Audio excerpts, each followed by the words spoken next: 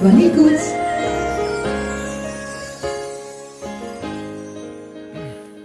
Mesdames, mesdemoiselles, messieurs, chers amis, frères et sœurs, bonsoir. Je ne vous ai pas entendu. Je ne vous ai toujours pas entendu. J'avais l'impression que la salle était vide. Bon, je voudrais peut-être, parce que je n'ai pas l'occasion, j'oublie à chaque fois, je suis déjà prêt pour parler du Christ, je voudrais saluer spécialement ceux qui nous écoutent sur Internet. C'est en direct, c'est ça, oui? Ok. Écoutez, vous avez un avantage sur moi, moi je ne vous vois pas. Mais vous me voyez. Et mon petit souci, c'est que dans 15 jours, je repars en France et j'aimerais bien quand même vous voir. Alors écoutez, voilà ce que je vous propose. Venez nous voir demain soir, parce qu'on va rentrer là dans le scandale de la croix avec Christ serpent. Je pense que je vais avoir beaucoup de questions et peut-être même beaucoup d'interrogations. Il m'a fallu des années pour accepter des réalités qui heurtaient ma chair de péché. Venez nombreux. Et puis, vendredi soir, nous parlerons de Christ agneau. Nous allons rentrer là dans Golgotha. Jusqu'à maintenant, nous avons essayé de tourner un peu en avançant comme ça. J'avance petitement avec vous. Mais vraiment, vous n'allez pas regretter. Et puis comme ça, nous pourrons faire connaissance. Et puis nous pourrons parler du Christ, mais face à face, cœur à cœur. Voilà l'invitation que je vous lance à nos amis donc, qui nous regardent sur Internet. Si vous trouvez mon bien-aimé, que lui direz-vous? Que je suis malade d'amour. Ça, ce n'est pas moi qui l'ai inventé. C'est dans Cantique des Cantiques, au chapitre 5. J'ai trouvé dans les Écritures que le meilleur livre qui parle de la justification par la foi est caché dans le Cantique des Cantiques. C'est une affaire de cœur à cœur avec Jésus, parce qu'il se distingue entre 10 000, nous dit le texte. Son palais n'est que douceur, et toute sa personne est pleine de char. On ne va pas s'ennuyer dans le ciel, parce que toute sa personne c'est l'être le plus beau de l'univers. Je voudrais ici dire un petit mot qui n'était pas prévu, ça me traverse l'esprit comme ça. À notre jeunesse, je me suis souvent aperçu que les jeunes aiment bien lire des magazines, on appelle ça people, comme ça. Il y a des stars, des belles stars, stars de cinéma, des acteurs de cinéma, les jeunes filles sont folles des acteurs de cinéma, des chanteurs de rock'n'roll, tout ce que vous voulez.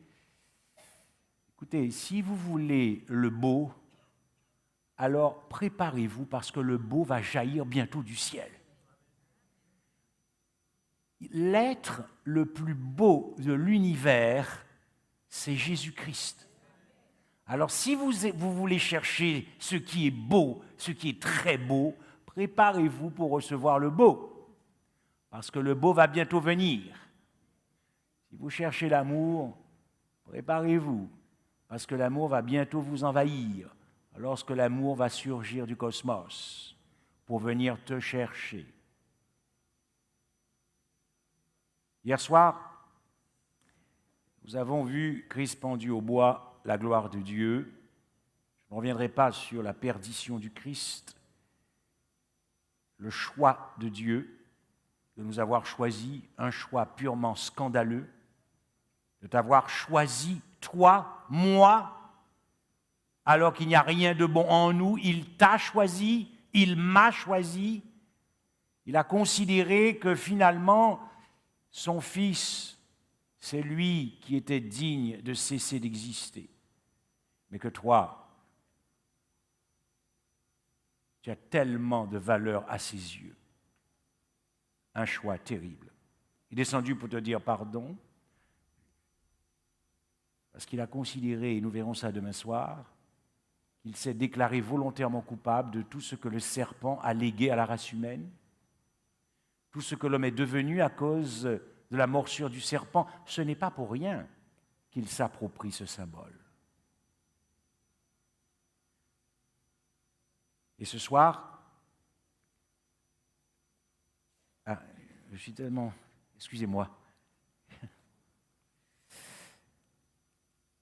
Ok. L'incroyable bonne nouvelle de l'Évangile. L'incroyable, l'extraordinaire. Ce soir, j'ai une fantastique bonne nouvelle. Mais j'ai aussi une mauvaise nouvelle. Je commence par laquelle? Laissez-moi voir la main de ceux qui voudraient que je commence par l'incroyable bonne nouvelle. OK? Je vois qu'il y a beaucoup de sages dans la salle. Quels sont ceux qui voudraient que je commence par la mauvaise nouvelle? Comme ça, on liquide ça, on dégage la mauvaise nouvelle. OK. Et on se concentre sur la bonne nouvelle. Voyez, parce que je voudrais quand même m'assurer, avant que je ne quitte ici cette salle ce soir, qu'aucune personne ici n'est concernée par la mauvaise nouvelle. Alors, s'il y a une seule personne qui est concernée par la mauvaise nouvelle, je ne quitte pas cette salle si je dois rester toute la nuit ici avec cette personne. La mauvaise nouvelle est la suivante.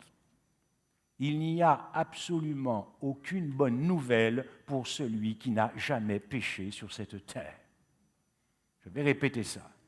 Il n'y a absolument aucune bonne nouvelle pour celui qui n'a jamais péché. Alors, rassurez-moi, est-ce que dans cette salle, enfin rassurez-moi, excusez-moi Seigneur, c'est un peu...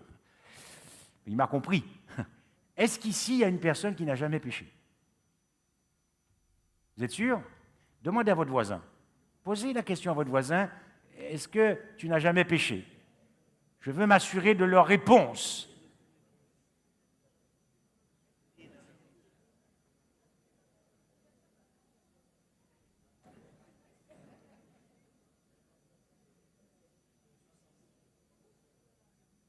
Ok, bon, je pense connaître la réponse. C'est dramatique, néanmoins c'est dramatique, puisque nous avons tous été sous la domination du péché avant de connaître Jésus-Christ. Avant de connaître Jésus-Christ. Ça, c'est l'incroyable bonne nouvelle. L'Évangile n'est que pour des êtres comme nous, dans l'univers. Méchants, infréquentables, mauvais, au cœur dur, c'est pour toi. L'Évangile n'est que pour les pécheurs. Absolument que pour les pécheurs. Si Jésus-Christ est l'essence même de l'Évangile, la raison d'être de l'Évangile, la finalité de l'Évangile, c'est toi. C'est le pécheur. Voilà pourquoi Jésus est descendu pour se jeter dans tes bras et te dire, ne t'inquiète pas, ne t'inquiète pas. De toute éternité, ton futur a été écrit. Dieu a trouvé quelqu'un dans l'univers pour régler notre problème. Vous savez, il y a des gens qui me disent qu'ils se sentent tellement pécheurs que ce n'est pas pour eux. C'est précisément pour eux. Jésus, que pour toi. Il est descendu pour toi, en ta faveur, à cause de toi. Il a vécu une vie parfaite d'obéissance pour toi, en ta faveur et à cause de toi. Il est mort pour toi, en ta faveur et à cause de toi. Il a été enseveli pour toi, en ta faveur et à cause de toi. Il est ressuscité pour toi, en ta faveur et à cause de toi. Il est monté au ciel pour toi, en ta faveur et à cause de toi. Et il est assis dans les lieux célestes pour toi, en ta faveur et à cause de toi. C'est pour ça que comme il a déjà tout réglé pour toi et qu'il ne peut pas vivre sans toi, il va revenir te chercher. Écoutez, franchement, est-ce que vous connaissez sur cette terre une autre bonne nouvelle que ça? Alors, comment se fait-il que les cœurs résistent à Jésus? On est maso. Écoutez, on est maso. On est malade. Parce que malgré ça, les gens me disent, en pot paré, je ne suis pas prêt. Mais tu n'es pas prêt de quoi? Tu n'es pas prêt de quoi?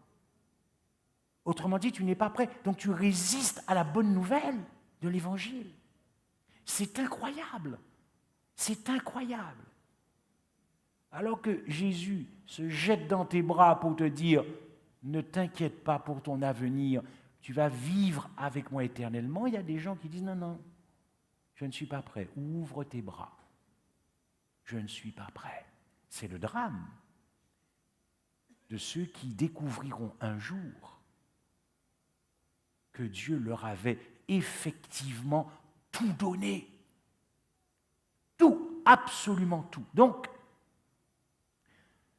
l'Évangile, c'est pour toi, c'est pour moi. Le pardon, la grâce, que pour les pécheurs. La mauvaise nouvelle aussi, c'est que quelquefois nous pouvons croiser des gens qui vous diront « Moi, je ne suis pas méchant, je n'ai pas fait de mal dans ma vie, j'ai été fidèle avec mon épouse, j'ai bien éduqué mes enfants, ils ont une belle situation, j'ai participé à des œuvres sociales, je n'ai pas fraudé l'État. » Alors, ils n'ont pas du tout, ils n'ont pas conscience de leur état. Il n'y a pas de bonne nouvelle pour eux non plus. Mauvaise nouvelle. Et enfin, peut-être le pire, ce sont ceux qui recherchent à voler ou ôter la gloire de Dieu. Ils veulent s'auto-justifier. Ils veulent absolument participer à leur qualification pour aller au ciel. Et donc, ils enlèvent la gloire de Dieu. Mais Paul est très clair. Paul est un homme sensé qui ne voulait surtout pas, de là où il venait pourtant, quand il a compris, enlever la gloire à Dieu. Et il dira, moi je ne rejette pas la grâce de Dieu. Car si la justice s'obtient par la loi, Christ est donc mort en vain. Galates 2, 21. Si vous recherchez la justification dans la loi, Paul vous dit, vous êtes déchus de la grâce de Dieu. Vous êtes séparés du Christ. Paul dira dans Romains 3, verset 20, et que nul soit justifié devant lui par la loi, puisque c'est par la loi que vient la connaissance du péché.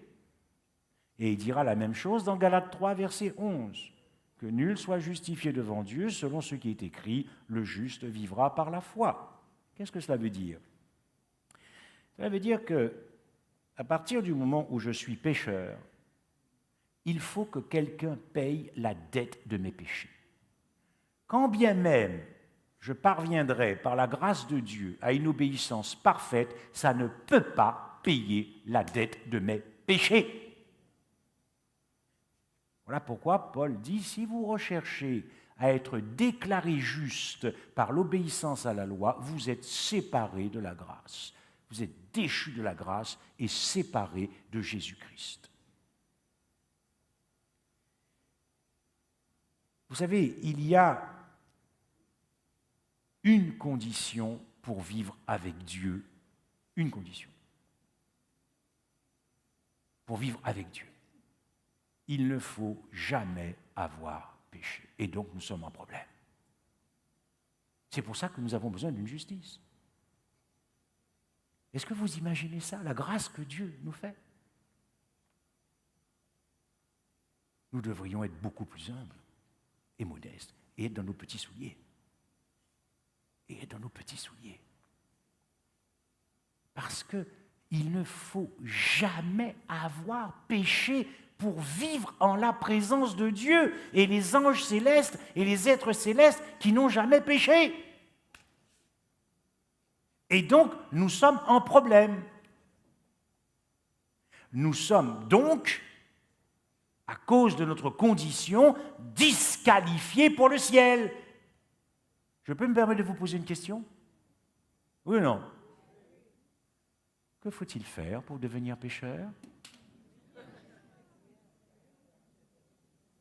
Nous sommes des experts, donc je devrais quand même avoir de bonnes réponses. Je vous repose la question, que faut-il faire pour devenir pécheur? Pardon? Désobéir, naître. T'as loupé juste avant. Parce que pour désobéir, il faut venir à l'existence. Et dès que tu viens à l'existence, boum, c'est trop tard.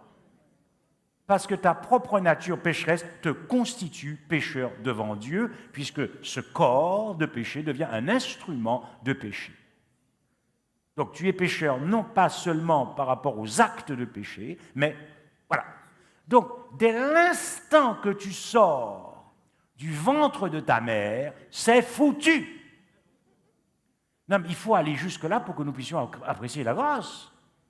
C'est mort. Vous en êtes conscient de ça? On peut se faire passer 3 heures dans la glace, s'habiller, se maquiller, tout ce que tu veux. C'est foutu. Tu peux t'acheter des super belles vêtements, chaussures, belles voitures, tout ce que tu veux, machin, mener bon train, mener belle vie. C'est mort. Dès lors que nous venons à l'existence, nous sommes disqualifiés pour le ciel.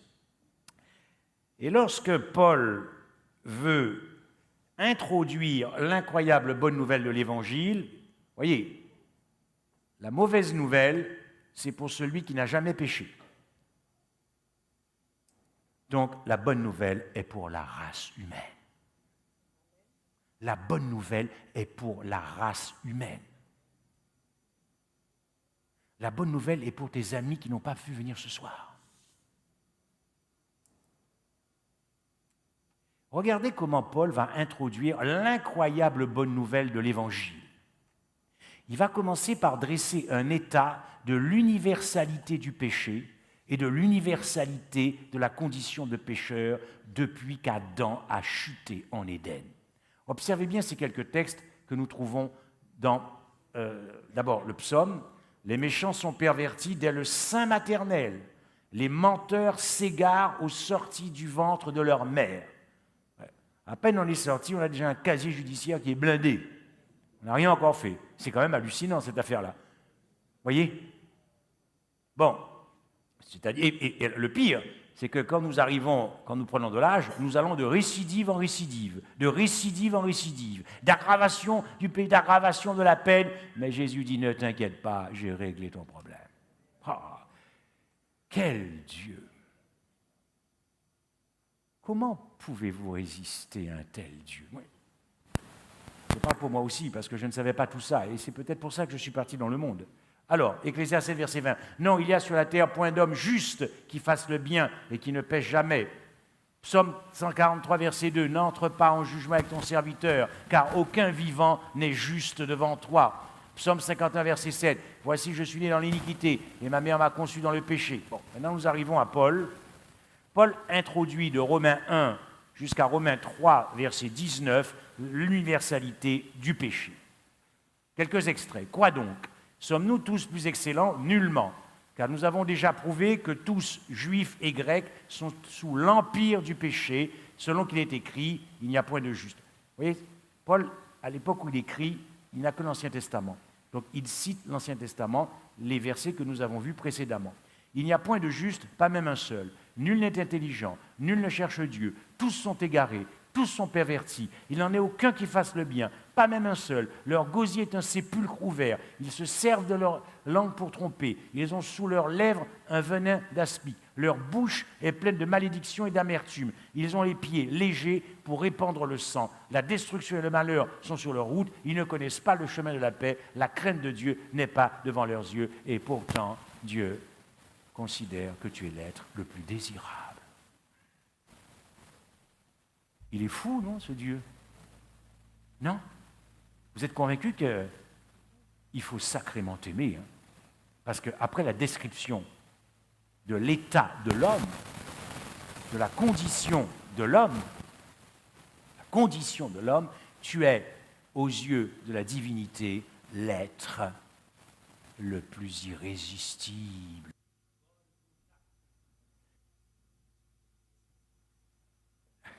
Voyez, ça remarche. Golgotha a résolu notre problème.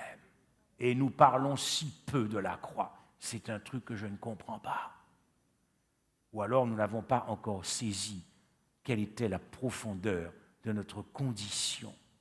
Vous saviez, si nous apprécions la croix, nous en parlerions à tout va, à fond la caisse, tout le temps et tout le temps. Nos conversations entre nous, nous parlerions que de la croix.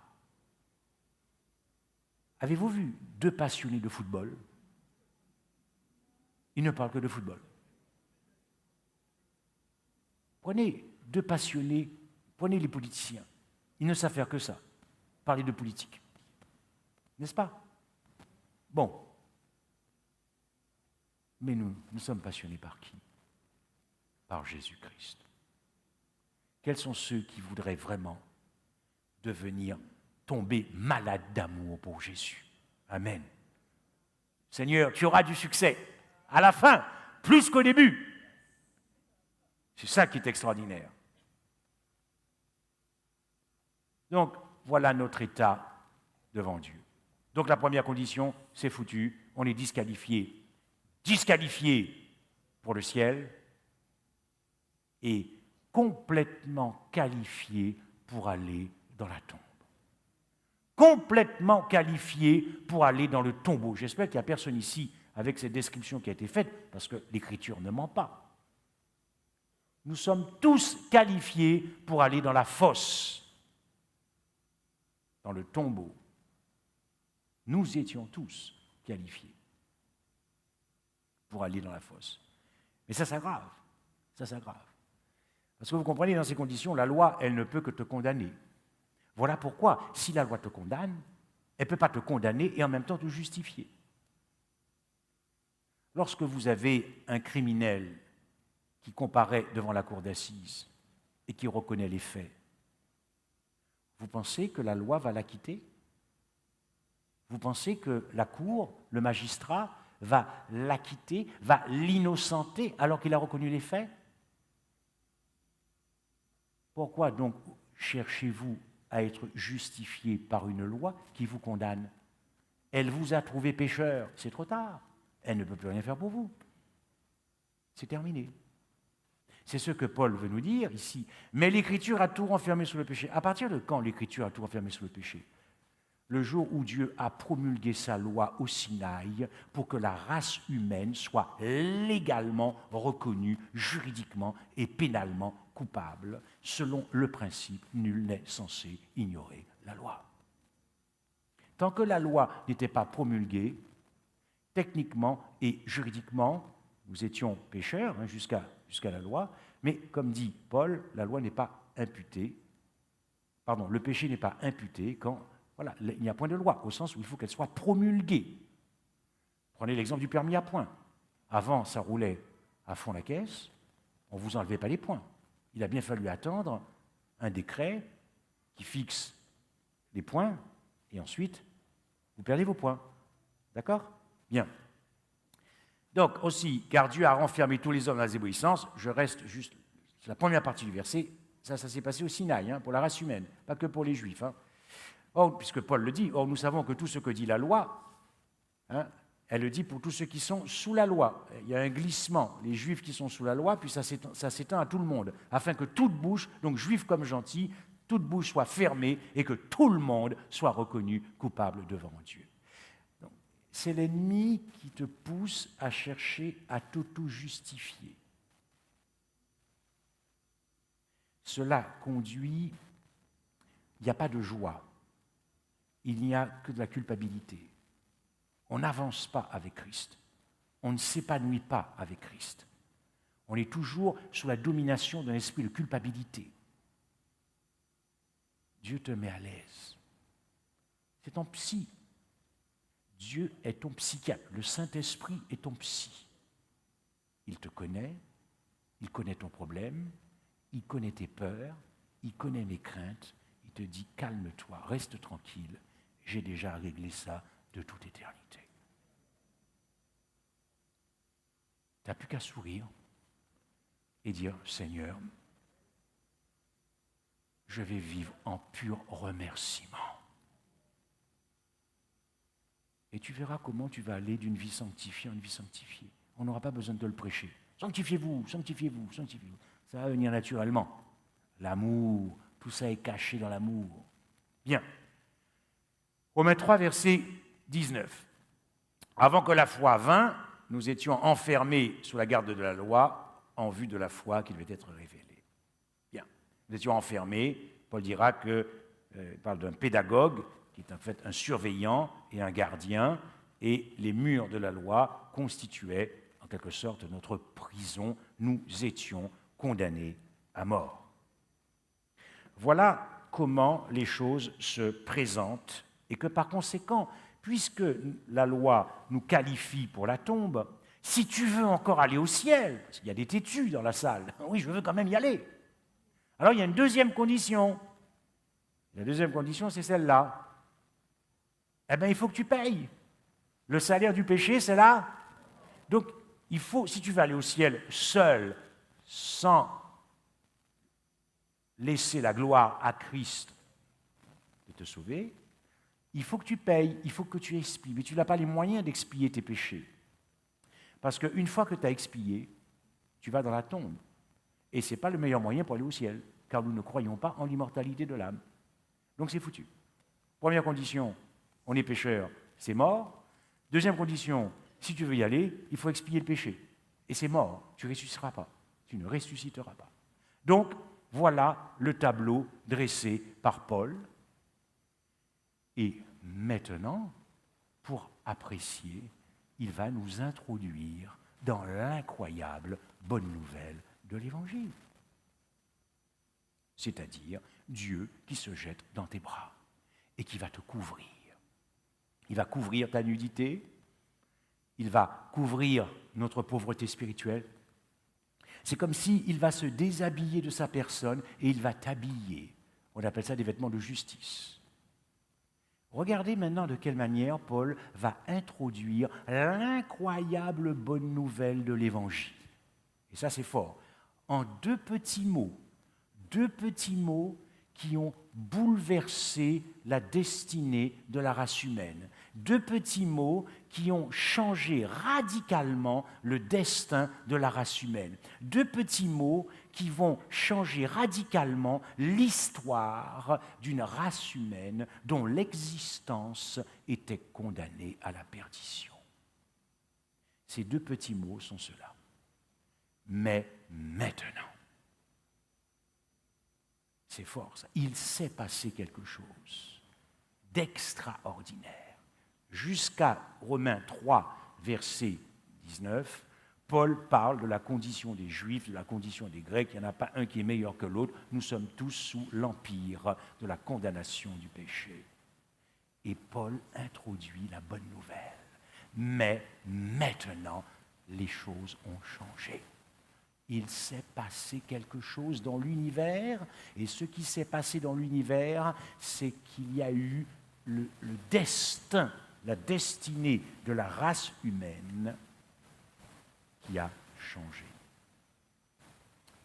Malgré notre condition de pécheurs, malgré le fait que nous étions disqualifiés pour le ciel, malgré notre culpabilité, malgré le fait que nous ne puissions pas échapper à notre culpabilité,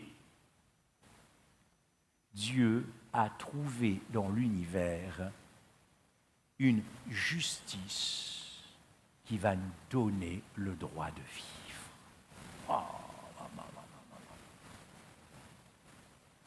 C'est quand même mieux que de rester 3 heures devant la télévision, cette histoire-là. À moins que la télévision va vous donner le droit de vivre, j'en sais rien. Vous savez, maintenant, il ne faut plus s'étonner de rien. Wow, Seigneur. Nous avions perdu le droit de vivre, chers amis. Nous avions perdu le droit de vivre, mais maintenant, Dieu a trouvé dans l'univers une justice qui non seulement t'a permis de venir à l'existence, et la même justice qui te donne le droit de vivre éternellement. Mais tu peux rejeter l'amour. Mais je sais que dans ta vie, tu cherches l'amour. Donc, Christ finira par avoir plus de succès dans ta vie maintenant que dans le passé. Ça, c'est aussi bien pour les croyants que pour nos amis visiteurs. Dieu va trouver une justice qui va inverser notre condamnation en justification, qui va renverser notre condamnation en justification, qui va convertir notre condamnation en justification. Mais nous verrons que dans la suite des conférences, je préfère le verbe plutôt qui va surmonter notre condamnation en justification. Maintenant, pourquoi Paul, ici, alors naturellement, on va avancer gentiment. Pour l'instant, il ne définit pas quelle est cette justice de Dieu qui va nous donner le droit de vivre. Mais ici, je peux très bien utiliser ce truc-là, il dit, mais maintenant, sans la loi. Alors, nous avons beaucoup de chrétiens qui se sont dit, bon ben voilà, maintenant qu'il y a une justice qui va nous donner la vie, on peut bazarder la loi. Mais Paul n'a jamais bazardé la loi. Paul n'a jamais bazardé la loi de Dieu. Néanmoins, ici, il ne traite pas la question de l'obéissance à la loi, il traite la question que cette loi ne peut pas te donner la vie. C'est juste ce qu'il dit dans ce contexte-là. Autrement dit, Paul, n'en déplaise à certains, n'a jamais évacué la loi comme un cadavre qu'on évacuait par la porte de service. Pas du tout. Ce que Paul traite ici, c'est de savoir si la loi peut te déclarer juste. Paul te dit non, la loi ne peut pas te déclarer juste, elle t'a trouvé pécheur. C'est foutu, c'est fini, c'est trop tard. Il nous faut une autre justice. Voilà pourquoi Paul dira dans Galates 3, verset 21, s'il eût été donné une loi qui pût procurer la vie, la justice viendrait de la loi. Dans Genèse 2, verset 17, il est dit, le jour où tu en mangeras, tu... Et nous avons tous croqué de l'arbre de la connaissance du bien et du mal. Paul dira dans Romains 3, verset 19, mais tout ce que la loi dit, elle le dit pour tous ceux qui sont sous la loi, afin que tout le monde soit reconnu coupable devant Dieu. Donc elle ne peut pas te déclarer juste. Donc voilà pourquoi Paul te dit, sans la loi, il y a une justice qui va te déclarer juste. Cette justice ne peut pas être la justice de la loi. Donc dit, mais maintenant, sans la loi. J'aime beaucoup ce passage où l'apôtre Paul dit dans Romains 7, à partir du verset 9, « Pour moi, autrefois, étant sans loi, quand il était pharisien et légaliste, il pensait qu'il pouvait obtenir et être déclaré juste par la loi. Donc sans la loi, c'était sans la condamnation de la loi. Il ne se sentait pas condamné. Mais Paul ajoute, quand le commandement vint, quand il a compris Christ, le péché reprit vie, et moi, Paul, je mourus. Il a compris qu'il ne pouvait pas être déclaré juste par la loi. Et d'ailleurs, il va rajouter, le commandement qui conduit à la vie se trouva pour moi conduire à la mort. Et le péché, saisissant l'occasion, me séduisit par le commandement, et par le commandement me fit mourir. Et enfin, dans Romains 5, verset 18, il dira « Ainsi donc, par une seule offense, la condamnation a atteint tous les hommes. » Donc vous voyez, ce n'est pas possible. Il y a une incompatibilité absolue entre la justification par la loi et notre statut de pécheur. C'est trop tard. Autrement dit, nous serions donc bien insensés de rechercher à déclarer être justes par une loi que nous avons violée. Ce n'est pas possible. Ce n'est pas possible. Néanmoins, nous allons le voir que Paul n'a pas bazardé pour autant cette loi, la loi de Dieu. Mais maintenant, alors que la loi ne peut pas contribuer à notre justification, alors que la loi ne peut pas coopérer à notre justification, alors que la loi ne peut pas venir au secours de notre justification, Dieu a trouvé dans l'univers une justice pour ta justification. N'avez-vous pas envie de dire « Merci Seigneur » ? C'est bien pour ça que vous êtes là. C'est pour vous saisir de cette justification qui vous a déjà été donnée de toute éternité. Tu ne fais que reprendre ce que tu as déjà. C'est beau ça. C'est déjà à toi. Donc prends ce qui est déjà à toi. Fais-toi plaisir. Je sais que ma sœur ce soir m'a déjà préparé le chocolat communion. Donc qu'est-ce que je vais faire ? Je vais prendre ce qui est déjà à moi.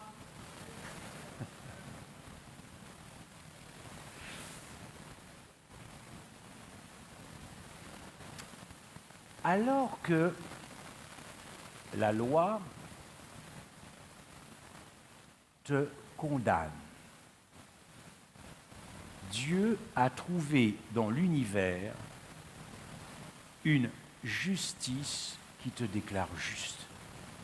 C'est extraordinaire.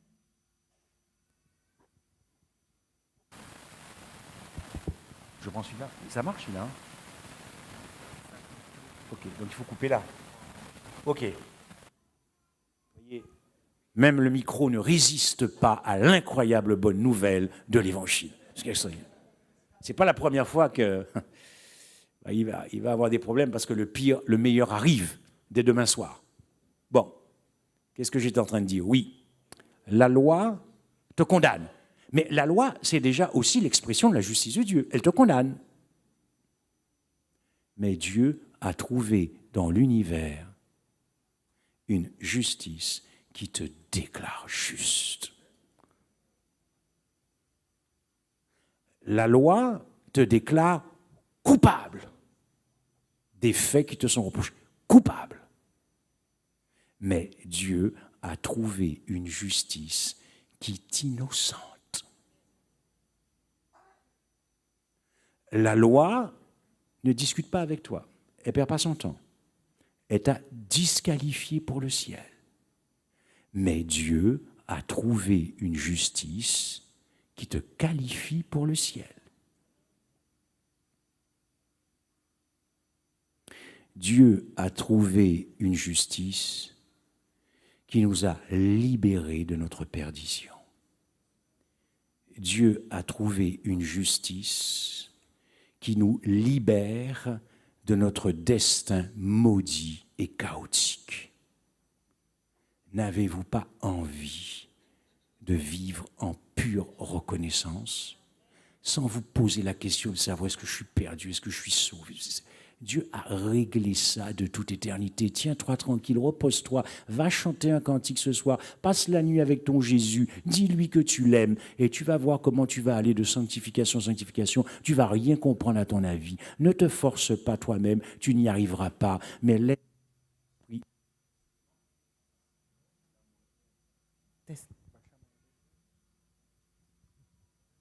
Bon. C'est bon ? Peut-être l'ennemi qui n'est peut-être pas content ce soir. Mais Dieu triomphe toujours. C'est fort ça. Dieu triomphe toujours. Alors que la loi n'a rien trouvé de bon en toi et en moi, et entre nous soit dit, elle ne s'est pas trompée, alors que la loi n'a aucune raison de te justifier ni de me justifier, Dieu a trouvé dans l'univers toutes les bonnes raisons de te justifier. Ah, ça c'est beau ça. Tout ça, c'est mais maintenant. Sans la loi est manifestée la justice de Dieu. Alors, on pourrait penser qu'il y a là comme une petite tension entre la justice de la loi qui nous condamne, la justice... Bon, je vais vous dévoiler ça, c'est la justice du Christ, mais vous l'avez bien compris. J'ai essayé de durer le suspense. Cette justice que Dieu a dans l'univers, c'est Christ. Jésus-Christ et Jésus-Christ crucifié. Alors on pourrait se dire, mais la loi, c'est aussi l'expression de la justice de Dieu. Donc il y a la justice de Dieu, la loi qui nous condamne, et puis il y a la justice du Christ qui nous justifie. Il y a comme peut-être une tension apparente, une contradiction. Non, loin de là. Car Paul ajoute dans le même verset, donc il n'a pas oublié ce qu'il a dit, dans le même verset, il dit néanmoins à laquelle la loi et les prophètes rendent témoignage à la justice de Dieu. Comment la loi peut-elle rendre témoignage à la justice du Christ qui me déclare juste alors que la loi me déclare coupable? Comment la loi peut-elle applaudir la justice du Christ? Christ n'est pas venu sur cette terre pour nous sauver en bazardant sa loi, mais en venant accomplir les exigences de sa loi. C'est ce que nous verrons dans les prochaines conférences. C'est ce que Jésus veut dire dans Matthieu 5. Je ne croyais pas que je sois venu pour abolir la loi, c'est-à-dire les exigences de la loi. Voilà. Dieu n'a pas envoyé son Fils pour abolir la loi, mais pour exécuter les exigences de sa loi, et nous verrons que c'est à Golgotha que Dieu a résolu ce qui, à l'échelle humaine, est impossible. C'est-à-dire que s'il ne te condamne pas, il abolit sa loi. Mais si il ne te pardonne pas, il annule sa grâce. Et nous allons voir comment tout cela s'est, organisé à Golgotha en la personne de Jésus-Christ. Alors, cette justice de Dieu qui nous déclare justes, elle s'est manifestée par la foi de Jésus-Christ. Ici, je vais vous demander de prêter attention quelques instants. Je n'aime pas rentrer trop dans la technique parce que moi j'aime bien travailler les cœurs, mais là un petit peu quand même. Dans certaines versions, vous avez la justice de Dieu par la foi en Jésus-Christ. J'ai pris la version Martin. La justice, dis-je, de Dieu par la foi en Jésus-Christ. Dans la version Osterwald, la justice de Dieu, dis-je, par la foi en Jésus-Christ. Je crois que la version que nous utilisons, Louis II, je crois qu'elle met en Jésus-Christ. En anglais, dans la version King James, by faith of Jesus Christ, la foi du Christ. Revenons donc à cette version, la version Darby. Pourquoi il est préférable, dans le contexte ici, de parler de la foi du Christ plutôt que de la foi en Christ? C'est très important pour que vous puissiez apprécier l'incroyable bonne nouvelle de l'Évangile.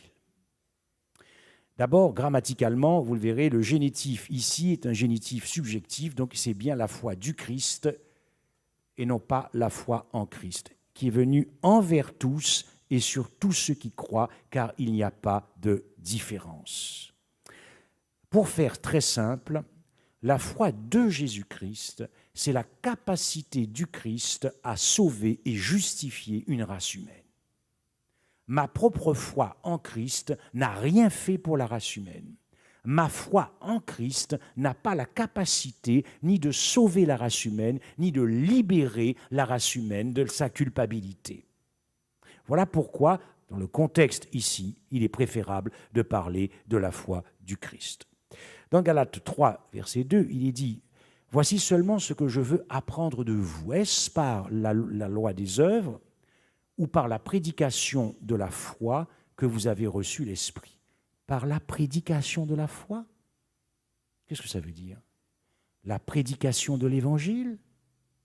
La prédication du Christ crucifié. Quand Paul utilise le concept de foi du Christ, cette foi du Christ contient essentiellement la croix. La capacité pour Christ à sauver la race humaine. La capacité du Christ à aimer la race humaine d'un amour agapé. L'amour agapé est contenu dans la foi du Christ. Nous avons lu les versets dans Galates 3 qui disaient que avant que la foi ne vînt, Paul va personnifier la foi en Christ. Avant, il personnifie la foi. C'est-à-dire que Christ est la foi, le consommateur, le chef de la foi. Avant que la foi ne vînt, nous étions enfermés sous la garde de la loi. Autrement dit, ici, quand Paul dit, je pourrais prendre d'autres exemples, pour la foi de Jésus-Christ, Paul dit que cette justice qui s'est manifestée pour la race humaine, elle s'est manifestée par la foi de Jésus-Christ à Golgotha. C'est la foi du Christ à Golgotha. Et cette foi du Christ à Golgotha, elle est venue sur tous.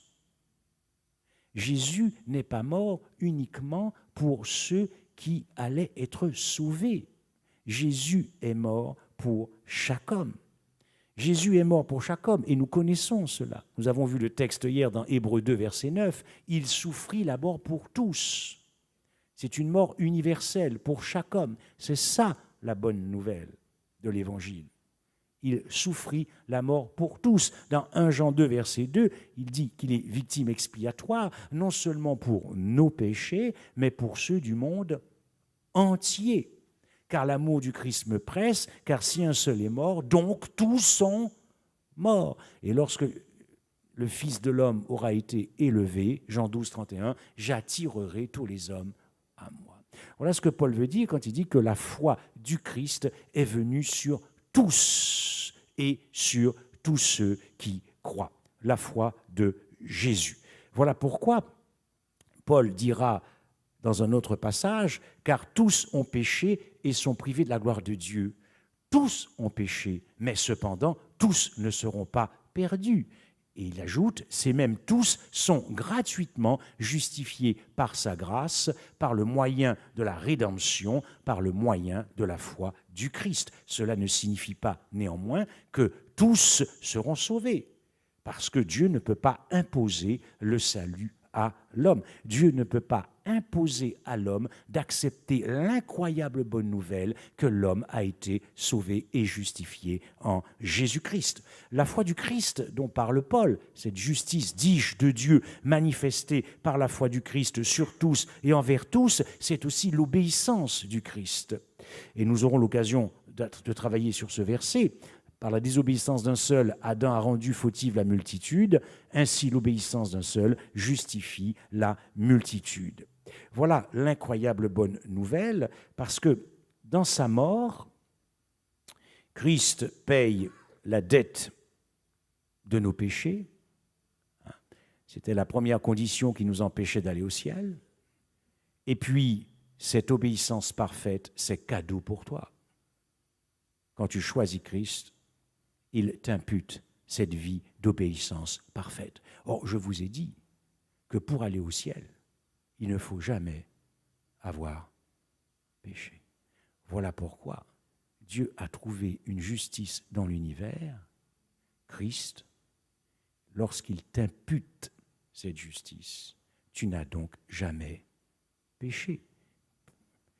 Non seulement parce que le péché ne t'est pas imputé, et quand tu demandes pardon, il ne t'est pas imputé, et ainsi il ne peut pas impacter cette vie d'obéissance qui t'est imputée. Autrement dit, quand Dieu te regarde, tu n'as jamais, donc tu es qualifié pour le ciel. N'est-ce pas une bonne nouvelle, ça? Quoi donc? Pécherions-nous donc parce que nous sommes sous la grâce et non sous la loi, loin de là. Nous tous qui sommes morts au péché, comment vivrions-nous dans le péché? Ne savez-vous pas que si vous êtes esclave de quelqu'un pour lui obéir, vous êtes esclave de celui à qui vous obéissez, soit du péché qui conduit à la mort, soit de l'obéissance qui conduit à la justice. Voilà l'incroyable bonne nouvelle. Pour revenir et conclure, entrer dans la conclusion sur la foi de Jésus, qui s'est manifestée à la croix pour tous. Misérable que je suis, qui me délivrera de ce corps, de cette mort? Misérable que je suis, qui me délivrera de ce corps, de cette mort? Le premier sens ici du corps de cette mort, c'est un corps qui est criblé de dettes, de péchés. La loi ne pouvait pas nous justifier parce qu'elle a trouvé en nous des millions et des millions et des millions de péchés. Christ a donc payé l'addition. Voilà ce qu'il est dit, c'est ainsi que le Fils de l'homme est venu, non pour être servi, mais pour servir et donner sa vie comme la rançon de plusieurs, en grec, c'est-à-dire tous. Donc, de toute éternité, Dieu avait réglé ton futur. Pourquoi? Parce que l'incroyable bonne nouvelle, c'est que devant Dieu, tes péchés ont été payés.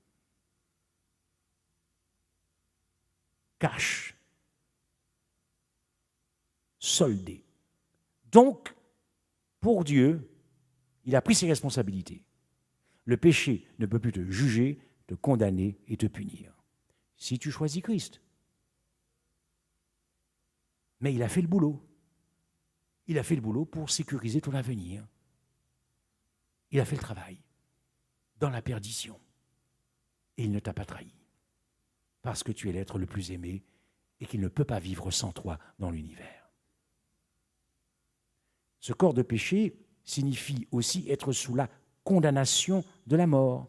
Mais Paul dira, mais maintenant, observez bien ce que nous avons vu dans Romains 3, 21, mais maintenant, sans la loi est manifestée la justice de Dieu. Et dans Romains 8, verset 1, il n'y a donc maintenant aucune condamnation. Pourquoi?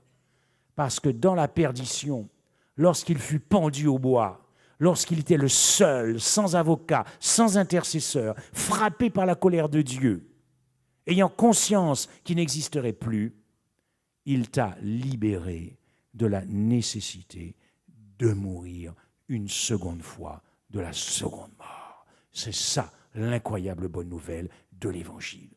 Il t'a libéré de la nécessité de mourir une seconde fois de la mort éternelle.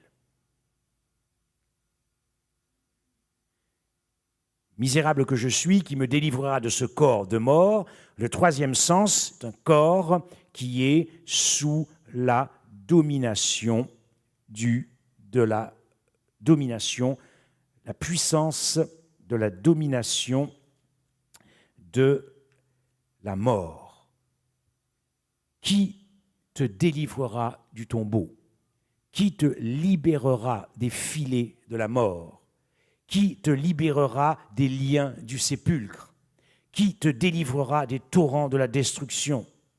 Qui te délivrera de cette existence perdue?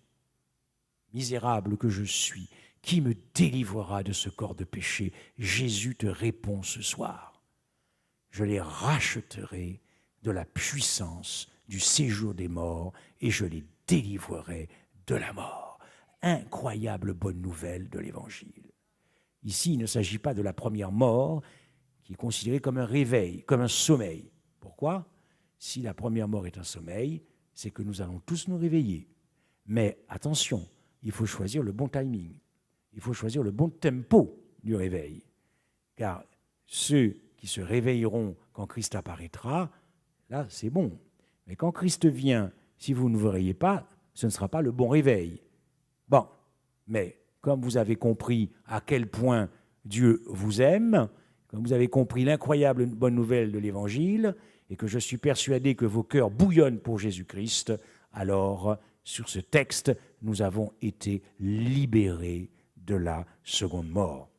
L'incroyable bonne nouvelle aussi, Lorsque Paul dit « misérable que je suis, qui me délivrera de ce corps de mort », ce corps de mort aussi, c'est ce corps qui est dominé par le péché. Ce corps de mort qui, à cause de cette domination, devient un instrument du péché. Mais à Golgotha, il n'y a que de la bonne nouvelle, car Paul dira « Sachant que notre vieil homme a été crucifié avec lui, afin que le corps du péché fût détruit pour que nous ne soyons plus esclaves du péché. » Autrement dit, Christ a pris toute disposition à Golgotha pour que celui qui le choisisse ne soit plus sous la domination du péché. Et ça, c'est quand même la première bonne nouvelle incroyable d'être délivré du caractère des profondeurs de Satan. Dans Romains 8, verset 10, « Et si Christ est en vous, le corps est mort à cause du péché. » Il y a aussi un autre sens qui me délivrera de ce corps de mort, c'est ce corps qui est un corps corruptible. Voilà pourquoi Jésus-Christ est allé dans l'ensevelissement, ensevelir tout ce qui t'empêchait d'aller au ciel. Notre nature corruptible, le péché, et notre condition de pécheur. Tout ça a été enseveli pour que absolument rien ne t'empêche de rejoindre Christ quand il viendra chercher son cœur, c'est-à-dire le tien, ton cœur. Est-ce que vous croyez réellement, et je vais conclure, est-ce que vous croyez réellement que Jésus-Christ aurait laissé cette humanité déchue exister s'il ne l'avait pas sauvée? Vous pensez vraiment que Dieu nous aurait laissé venir à l'existence pour mener une existence perdue, maudite et chaotique? Ce n'est pas le Dieu que je connais. C'est pas possible. Autrement dit, si la race humaine a survécu au cataclysme en Éden, c'est parce que Christ a sauvé la race humaine et qu'il n'y a donc plus de condamnation pour la race humaine. Il faut que le monde le sache. Je ne crois pas que si Jésus n'avait pas sauvé la race humaine, il l'aurait laissé vivre après la chute. Je prends juste un petit exemple. Prenez un village où il y a 1000 villageois. Ils vivent tous dans la misère.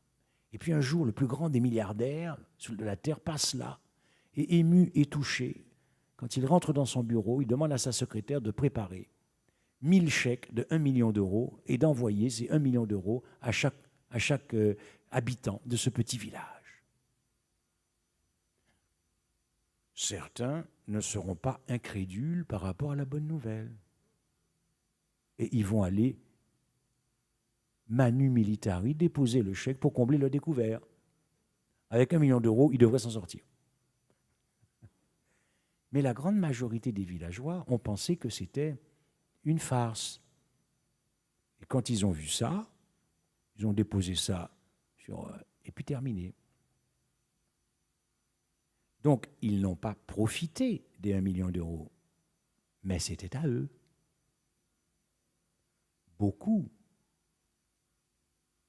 ne profiteront pas de la vie éternelle qui leur a été donnée. Ce n'est pas une offre, c'est un don effectif.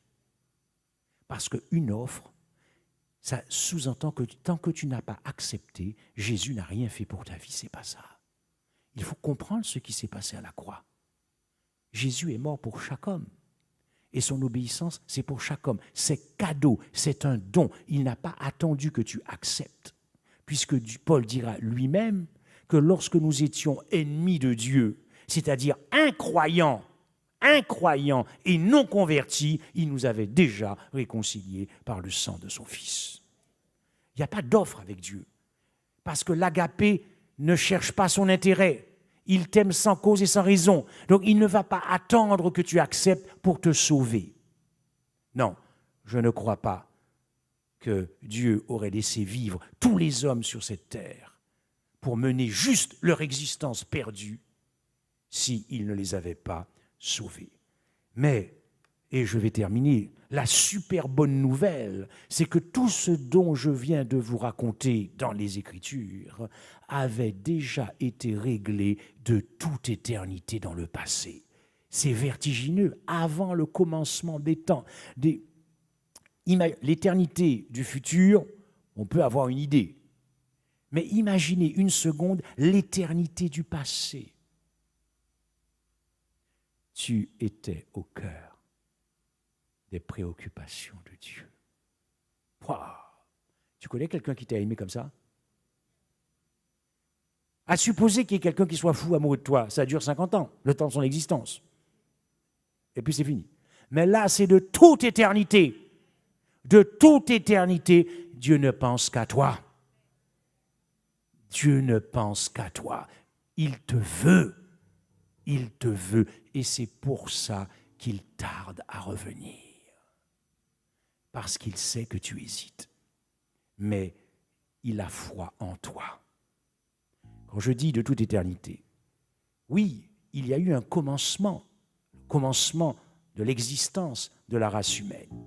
Mais si vous vous souvenez, ce dont je vous avais parlé lors de la première conférence, je vous avais dit que lorsque Dieu a créé l'homme, il a signé son décret de mort. Et nous avons vu avec certains passages dans la Genèse que la crucifixion et la rédemption étaient inscrites dans l'acte même de création. Ne serait-ce qu'il vient te libérer du néant, de la poussière, de la cendre, de l'argile rougeâtre, puisque c'est ainsi que nous avons été formés. Observez bien quelques textes.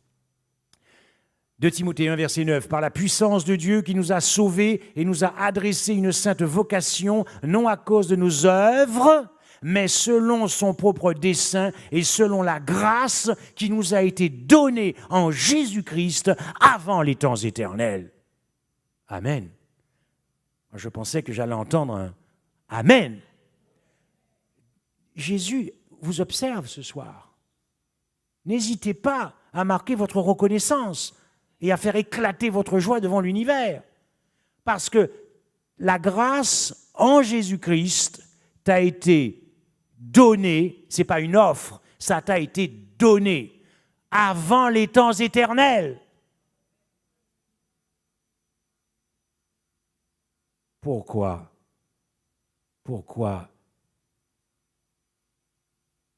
tu vis dans la crainte d'être perdu si tu marches sérieusement avec ton Seigneur?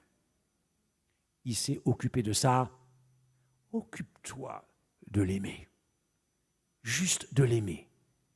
Car l'amour aime la vérité. Tite 1. Paul, serviteur de Dieu et apôtre de Jésus-Christ pour la foi des élus et la connaissance de la vérité, qui est selon la piété, lesquels reposent sur l'espérance de la vie éternelle promise dès les plus anciens. Attends, mais c'est fou ce truc. Est-ce que tu savais que Dieu pensait à toi de toute éternité? Il t'a aimé de toute éternité. Parce que nous le verrons, il te voyait en Christ de toute éternité. Ton salut est aussi éternel que Dieu est éternel. Un autre texte, nous prêchons la sagesse de Dieu, mystérieuse et cachée, que Dieu, avant les siècles, avait destinée pour ta gloire. Ta gloire, avant les siècles. Et quel Dieu! Il faut être fou pour résister à l'amour. Nous prêchons Christ crucifié. Scandale pour les Juifs et folie pour les païens, mais puissance de Dieu et sagesse de Dieu pour ceux qui sont appelés tant Juifs que Grecs. Éphésiens 1,4. En lui, en Christ, Dieu nous a élus avant la fondation du monde. Ça, c'est un texte porté universel, ça. Ce n'est pas que pour les croyants, ça. C'est pour la race humaine qui est composée de ceux qui croient et de ceux qui ne croient pas. Ça, Dieu a pris ses responsabilités, puisque je vous ai dit qu'il est descendu venir nous demander pardon. Maintenant, c'est à toi de choisir. C'est à toi de savoir ce que tu veux faire de ta vie. Dieu t'a libéré de la nécessité d'aller dans la tombe pour l'éternité. Mais c'est toi qui as le dernier mot. C'est toi qui dois choisir si tu veux vivre avec l'amour ou si tu veux te perdre éternellement. Mais quel dommage, puisqu'il n'y avait plus de condamnation pour toi. Et ça, de toute éternité. Observons encore ces autres textes. Mais par le sang précieux du Christ, comme d'un agneau sans défaut et sans tache, prédestiné avant la fondation du monde, c'est-à-dire de toute éternité. Que le Dieu de paix, qui a ramené d'entre les morts le grand pasteur des brebis par le sang d'une alliance éternelle, l'agneau immolé avant la fondation des temps, c'est-à-dire la résolution prise par Christ de toute éternité de se perdre pour toi. Il n'existait de toute éternité que pour son destin que nous avons vu, le tombeau, pour que tu puisses, toi, vivre pour l'éternité, là où il n'y aura plus de mort, ni de cris, ni de douleur, ni de cancer, ni de souffrance, ni rien de tout cela.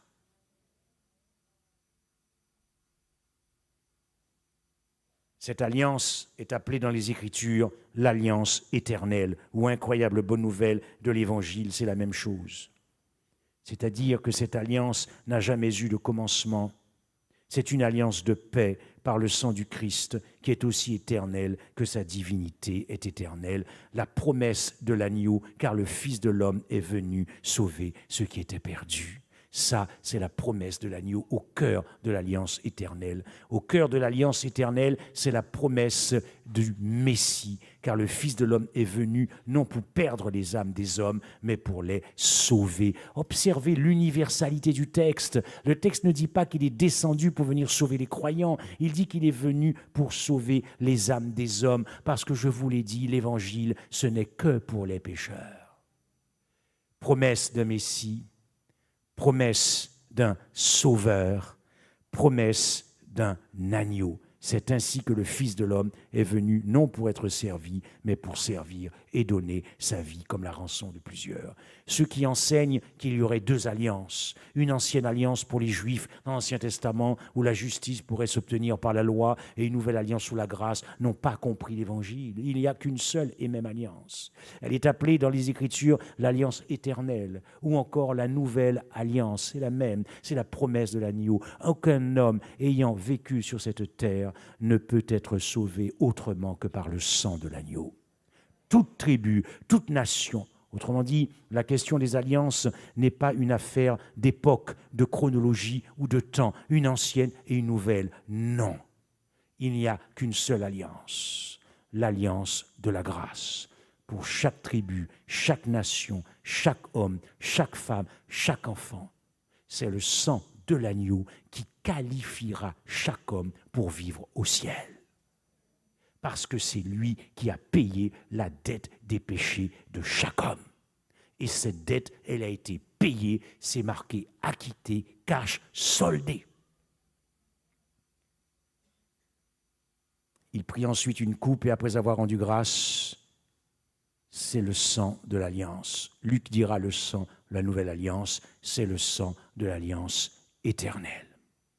Voyez-vous, lorsque les temps ont été accomplis, Dieu a envoyé son Fils, né d'une femme. Lorsque les anges qui avaient perdu Jésus, le roi du ciel, celui qui faisait leur joie, leur bonheur, l'avaient perdu pendant 8 ou 9 mois parce qu'il était dans le ventre de Marie, imaginez lorsque cet enfant est sorti des reins de sa mère. Ils ont vu le roi de l'univers, le propriétaire du cosmos. Ils ont vu Dieu bébé. Et vous savez ce qu'ils se sont dit? Le ciel n'avait jamais vu autant d'amour pour toi. Rien que pour toi. Quand ils ont vu ce bébé, c'est ceux qui se sont dit, le ciel n'avait jamais vu autant d'amour pour toi. Le ciel n'avait jamais contemplé autant d'amour rien que pour toi. Le ciel n'a jamais aimé autant Dieu. Qu'en est-il de toi ce soir? C'est l'histoire d'un roi dans un pays. Tout se passe bien. Bonheur total. Petit paradis. Et puis, un jour, le Premier ministre va se révolter. Coup d'État. Et dans son coup d'État, il va entraîner avec lui, dans la rébellion, il va entraîner tous les sujets du royaume. Le roi avait donc décidé de mettre à mort tous les sujets du royaume. Mais voici que le fils se présente, le fils du roi. Il lui dit, tu sais, j'ai une idée. Au lieu de les condamner à mort, voici ce que nous allons leur proposer. Nous allons leur proposer qu'ils financent leur vie. C'est-à-dire que pour qu'ils puissent vivre, il faudra qu'ils versent au royaume, à l'État, aux caisses du roi, il faudra qu'ils versent une forme d'impôt sur la vie et que chaque seconde qu'ils vivront, ils devront payer 10 €. Alors, comme je suis nul en mathématiques, j'ai mis les chiffres. 10 € par seconde. Jéricho, ça fait combien par minute?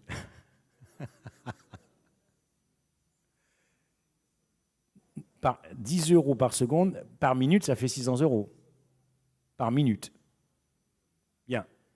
Donc, ça fait 3000 € pour 5 minutes. Est-ce qu'il y a des gens ici qui pourraient financer déjà ça, juste pour vivre 5 minutes? Là, on casse ces plans d'épargne. Mais peut-être que certains ont petit reste de trésorerie. Alors, pour vivre 10 minutes, il fallait que le citoyen verse 6 000 €. Puis, pour 15 minutes, 9 000 €. Là, il n'y a plus personne qui vit là. Puis, pour 20, peut-être que je m'avance. Puis, pour 20 minutes, il faut payer 12 000 €. Puis, pour 25 minutes, 15 000 €. Puis, pour 30 minutes, 18 000 €. Et par heure, 36 000 €.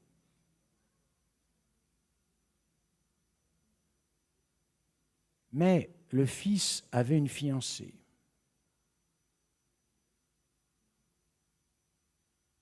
Et comme la fiancée n'avait pas les moyens de payer pour vivre, c'est le fils qui a tout financé. Mais la fiancée l'a trompé quand même. Nous avons trompé Dieu.